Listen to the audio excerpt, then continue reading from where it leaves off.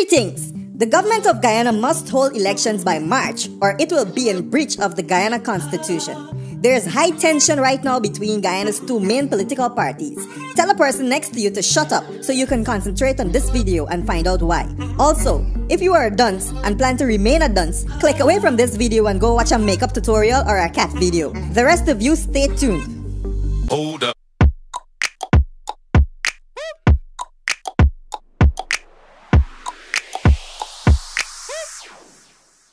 In August 2006, Barjadio's People's Progressive Party won the general elections in Guyana and took 36 out of the 65 seats in parliament. The main opposition, the People's National Congress, took 22 seats.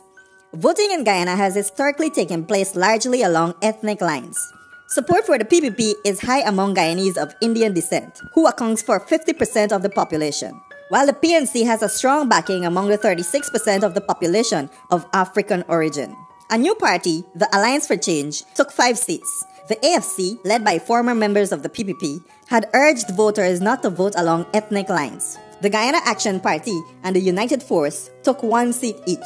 As presidential candidate for the winning party, Mr. Jagdeo was sworn in as president for a second 5-year term. Who would have the honor of taking Guyana forward when you elect him on May 11th as your president?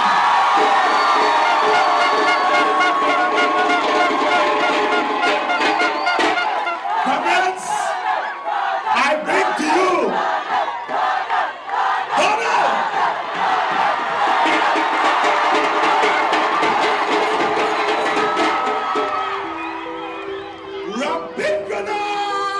Mr. Jagdeo was constitutionally barred from seeking a third consecutive term after an amendment to Article 90 of the Guyana Constitution in the year 2000, which he assented to himself. He backed his political advisor and the PPP's General Secretary, Mr. Donald Ramatar, as the presidential candidate for the 2011 elections. That election saw the PPP being challenged by an opposition coalition, APNU, led by Mr. Granger. The APNU included the PNC, the Guyana Action Party, among others. The AFC, the TUF, and the East Berbice Development Association were also vying for parliamentary seats in that election. The PPP ran on the government's record, emphasizing that under its administration, the country's GDP per capita rose from US $304 in 1991 to US $2,533 in 2010. Despite the global economic crisis, the country's economy has grown by an average of 5% uninterruptedly since 2005. Mr. Ramatar pledged to pursue the outgoing President Jagdeo's policy. He said that the PPP would work for better housing, education, health, and energy security. Mr. Jagdeo called for a peaceful voting process, one that is free, secure, socially just, and prosperous for Guyana. The APNU pledged to bring about a good life for all Guyanese. It proposed to establish a national unity government by inviting all parties to participate in a new government according to their share of seats in the elections. The APNU promised to work for poverty reduction and sustainable development. Mr. Kemraj Ramjatan's AFC argued that Guyana needed to make the right turn onto the right track. It promised to bring about 28 changes, including lower taxes and reducing the value-added tax from 16 to 12% in its first year in office, and corporate tax from 40 to 35% at the end of its first term. It also promised to create job placement programs. On November 28, 2011, 73% of the registered 475,000 voters turned out at the polls. The PPP remained the largest party with 32 seats, but failed to secure a parliamentary majority for the first time in 19 years. The APNU took 26 seats and the AFC 7. As presidential candidate for the winning party, Mr. Ramatar was sworn in as president.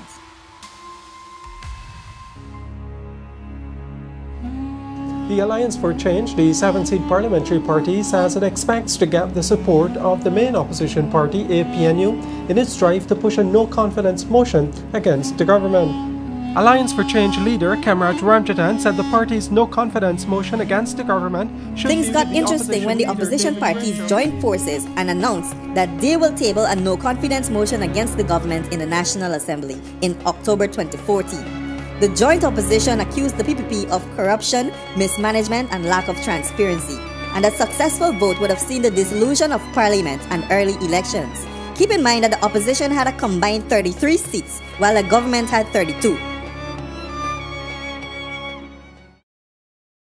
Consistent with my earlier position and in accordance with the powers conferred on me by Article 71 of the Constitution of the Republic of Guyana, I earlier today issued a proclamation proroguing the 10th Parliament. In an apparent attempt to avoid the vote of no confidence, Mr. Ramatar prorogued the Parliament, citing Article 70 of the Guyana Constitution.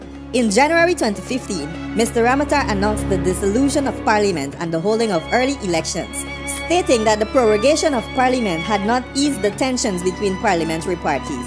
The joint opposition entered the 2015 elections as a coalition led by Mr. David Granger and narrowly won both parliamentary and presidential elections, thereby ending the PPP's 23-year rule.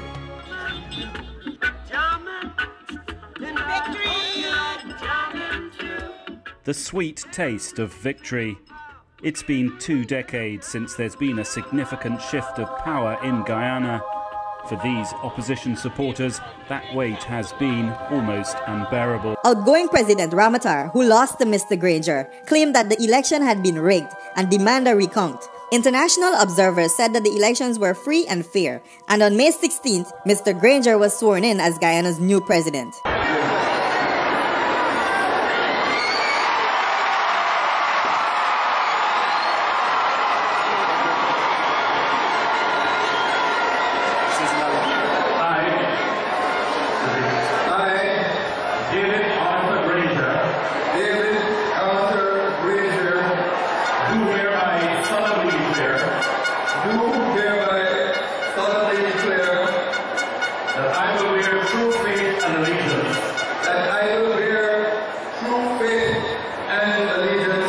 President David Granger and his party is now the government, and the PPP sits in opposition as a minority in parliament with 32 seats against the government's 33. In December 2018, the leader of the now opposition and former President Jagdeo tabled a no-confidence motion against the government of Guyana. The one-paragraph notice simply stated that the parliament does not have confidence in the government. The motion was brought up for debate on December 21, 2018, and after a lengthy debate, a member of parliament on the government side crossed floors and voted with the opposition in favor of the no-confidence motion. Mr. Siperson. Yes. Mr. Figueroa.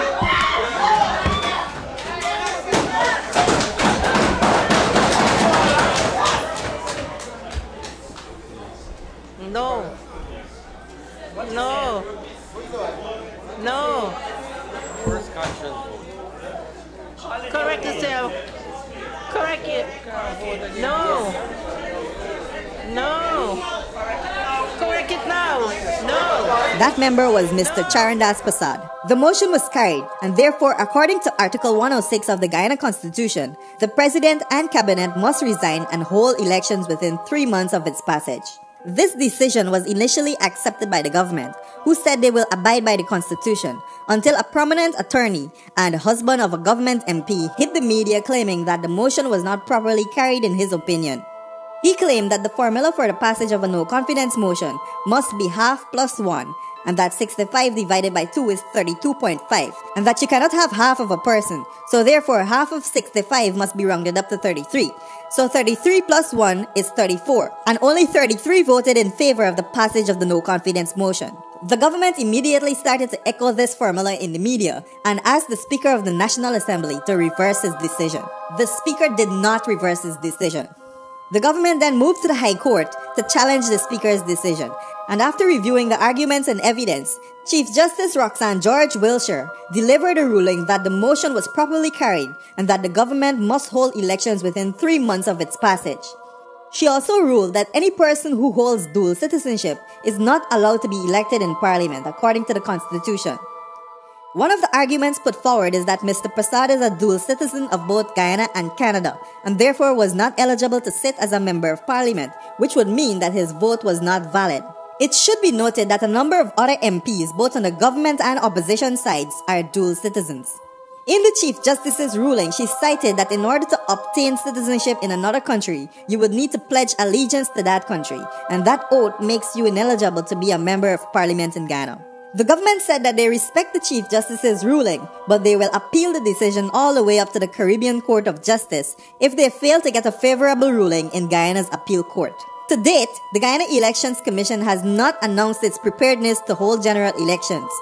If it is not able to hold general elections by March 2019, given that the no-confidence motion was passed since December 2018, it will be breaching its mandate. Whether you are an APNU or PPP supporter, you have to agree that something is wrong with what's going on right now in Guyana.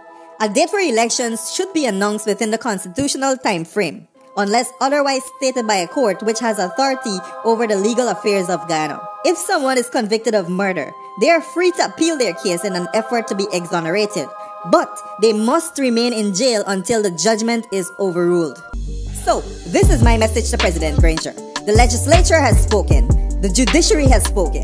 Call elections and let Guyanese head to the polls. Going to elections does not mean the PPP will win, especially given the fact that their presidential candidate is Irfan Ali. If you have confidence in your support base and you feel you have done enough for Guyanese within your tenure as government, then an election should not scare you. And right now you're looking very scared. If you're still here watching this video, it means that you probably agree or disagree with me. If so, let's continue the discussion in the comments. Please share this video if you think someone else should see it. Mudwata, boom out!